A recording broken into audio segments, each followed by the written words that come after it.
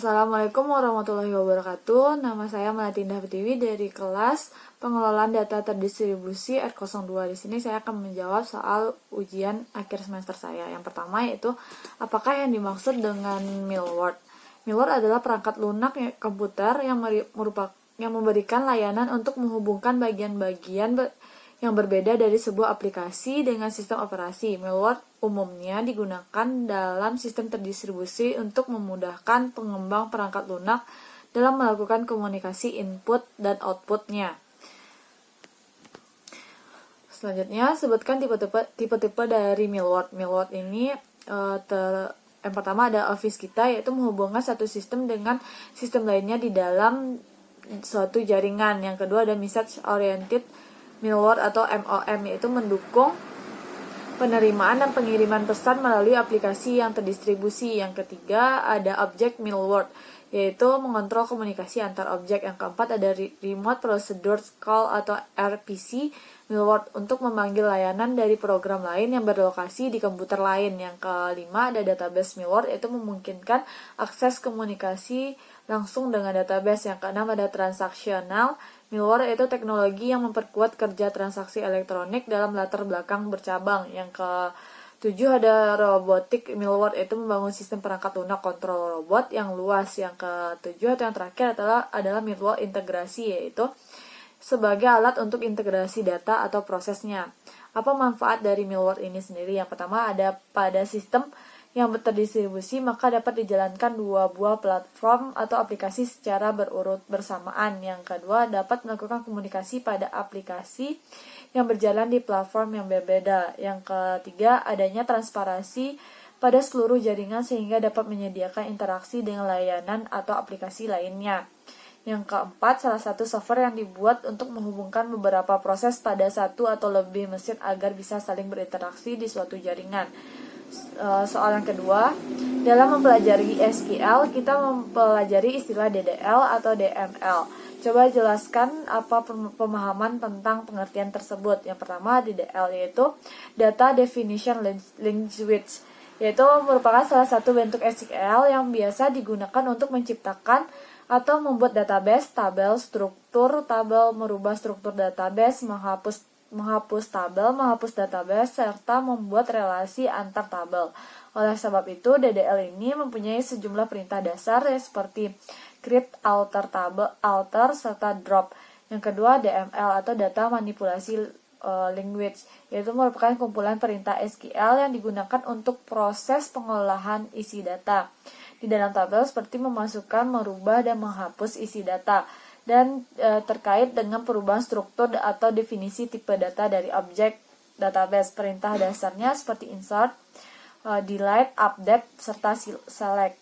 Yang ketiga, jelaskan apa yang dimaksud dengan database recovery.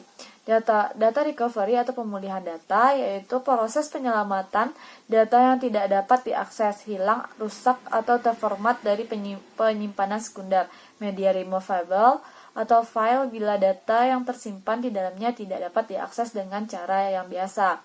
Mengapa ada kegagalan dalam recovery control? Penyebab kegagalannya seperti aliran listrik, yaitu data atau informasi yang ada di volatile storage-nya akan hilang.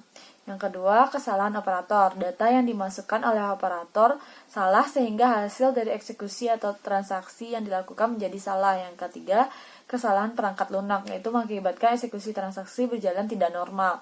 Yang keempat, kerusakan disk atau disk crash, yaitu informasi atau data yang ada di dalamnya non-volatile atau storage bisa hilang. Apa saja jenis-jenis kegagalan dalam recovery control? Yang pertama ada logical error, yaitu sistem atau program yang berjalan tidak normal. Contohnya adalah bad input, overflow atau over error, data not found, out of memory. Yang kedua, sistemnya error, yaitu sistem atau program yang dijalankan atau yang memasuki suatu kondisi yang tidak dapat diharapkan. Contohnya adalah deadlock. Yang ketiga, sistem crash, terjadinya kerusakan pada sistem. Contohnya, hardware-nya multifunction atau ketidakberfungsinya perangkat keras yang digunakan. Terjadi kerusakan pada sektor atau kepala rekap baca sehingga data menjadi rusak. Soal yang keempat, Apa saja prosedur dari recovery dan restart data? Recovery ini mempunyai langkah-langkah seperti pertama, masuk kepada setting recovery pada sistem biasa dapat Anda jumpai pada pilihan start button. Setelah melakukan klik, maka akan muncul jendela sistem restore atau recovery-nya. Kemudian klik pada tabel next. Yang ketiga, pada halaman utama ada daftar restore atau recovery poin yang ditulis secara otomatis oleh komputer. Di sini Anda bisa memilih sesuai waktu yang diinginkan. Jika kerusakannya terjadi sehari yang lalu, maka Anda hanya perlu memilih poin pada 2 hari yang lalu. Setiap poin tentunya juga memiliki registrasi dan pengaturan sistem yang berbeda-beda, sehingga Anda harus hafal segala perubahan pada setting komputer Anda. Yang keempat, jika sudah memilih, Anda bisa klik scan for affecting program, kemudian pilih next. Yang kelima, lalu pada jendela konfirmasi Anda bisa klik finish dan proses recovery pun akan berakhir dan berjalan. Tunggu proses hingga selesai dan jangan lupa untuk merestart komputer Anda agar perubahan dapat langsung diterapkan. Selanjutnya itu proses restart data dapat dilakukan dengan mudah dan langkah-langkahnya hampir sama dengan recovery data, tetapi hanya berlaku untuk data. Contohnya itu membuka halaman recycle bin atau tempat pembuangan sampah pada komputer dan lakukan restore. Jadi proses restore hanya dapat Anda lakukan apabila data terhapus ada di dalam halaman recycle bin. Tetapi jika dalam halaman recycle bin-nya sudah hilang, maka data tidak dapat untuk dikembalikan lagi.